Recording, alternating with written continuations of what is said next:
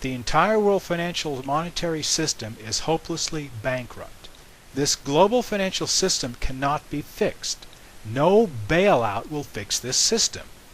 Most of the debt owed to this private investment banking empire is fraudulent Wall Street scams and ripoffs, and needs to be dismissed in a federal bankruptcy court. This free trade capitalist financial system has caused the destruction of many countries and nations, and has destroyed many lives throughout history. This free trade capitalist system, known as globalization, has taken away our industries and outsourced our jobs and lowered our wages, and is the reason why our economy is crashing today. This system is every bit as bad and wrong as communism. Both systems lead to slavery. It is an immoral, parasitic, imperial system of usury, and it must end. It must be replaced with a new system. It must be replaced with the American system of economy laid out in our Constitution by Alexander Hamilton, where the people's government owns and controls their banking system and the issuing of currency, and not private banks or corporations or special interests. I'm hoping that this new President Obama will realize that America is not an empire and never has been one, and needs to stop supporting an empire and acting like one.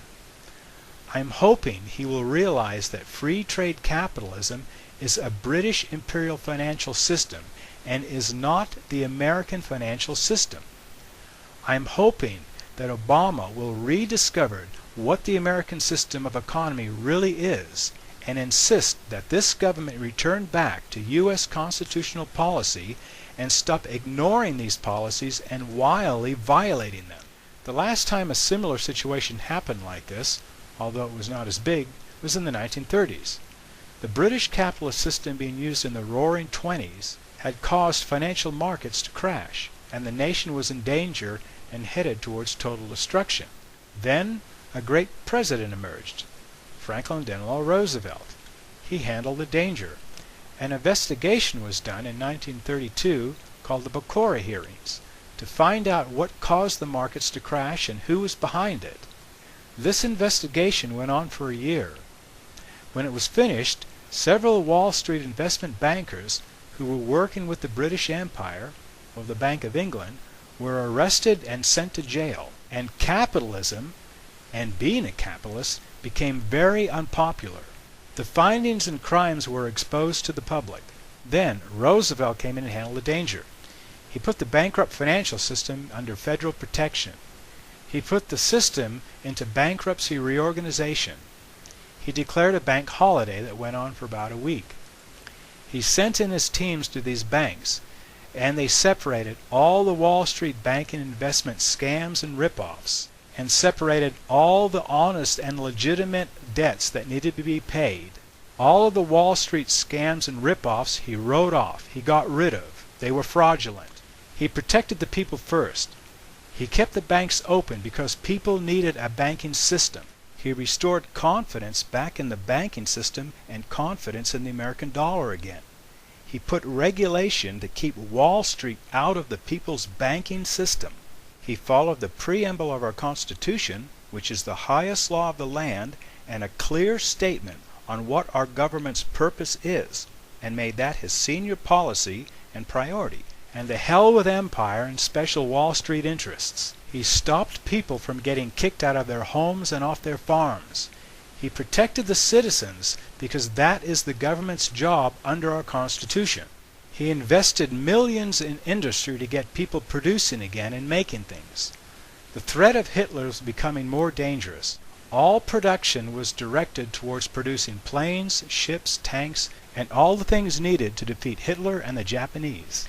After these enemies to the United States were handled, Roosevelt invested millions in water systems, river and dams, power plants, mining, farming, forestry, schools, education, training, work programs, science, art, healthcare, roads and bridges, rail and other transportation systems, and other things people needed in order to have the raw materials and tools needed to create and have a good economy.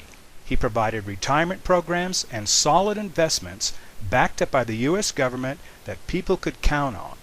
He provided low-interest loans to small business owners and farmers, and to people who wanted to start their own business. He helped small business owners and medium-sized companies, and he frowned upon large corporations and monopolies that would threaten small business. There was an abundance of jobs, and we were making all kinds of American products, and there was none of this silly outsourcing that you see today. He wanted lots and lots of small business and industry and opportunities for people. He loved supporting free enterprise for people, and he hated free trade for corporations. He brought the U.S. up from a dangerous condition of almost totally being destroyed all the way up to the most powerful and productive nation and economy this planet has ever seen. And he did this all in about 8 to 10 years. Roosevelt and his incredible team of advisors knew exactly who the enemy was. They spent hours working out how to handle the situation. Roosevelt threw the British financial system out and slammed in the American system and slammed in American policy, and that's how he handled the financial crash and depression of 1929.